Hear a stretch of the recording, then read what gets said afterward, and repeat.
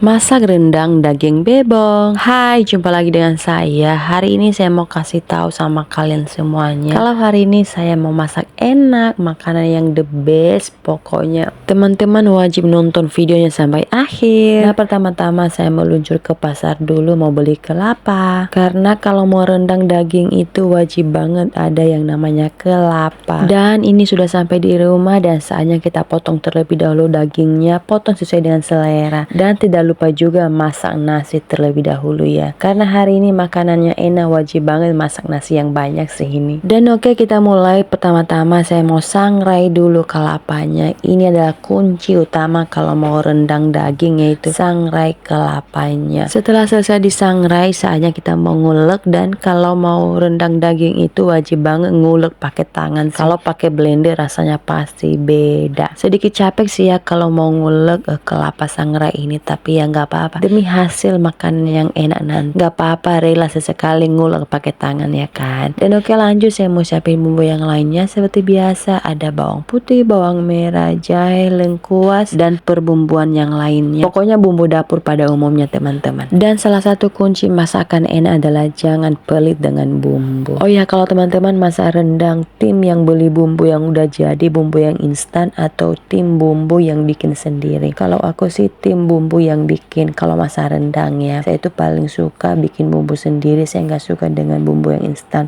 karena menurut saya kalau bumbu yang instan itu kurang enak. Jadi ciri khas rendangnya itu pasti berbeda. Apalagi karena saya orang Sumatera ya, lidahnya itu pasti asin gurih, karena kebanyakan kalau bumbu yang instan itu ada rasa manisnya gitu. Dan karena kami sudah terlalu manis, jadi di makanan itu nggak usah lagi tambah yang manis-manis. Asik.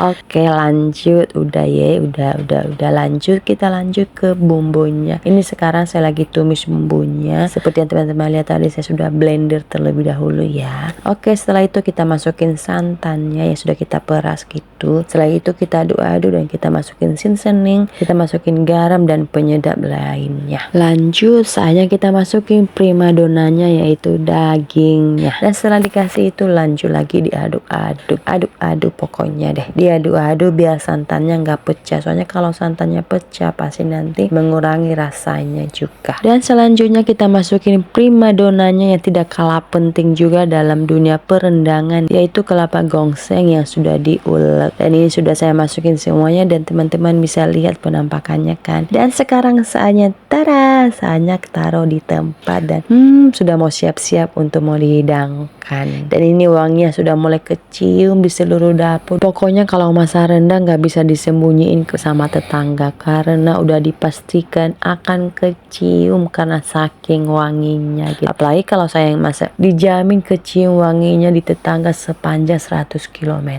Asik gitu ya. Dan oke teman-teman, sampai ketemu di video selanjutnya. Aku mau makan dulu. Bye bye.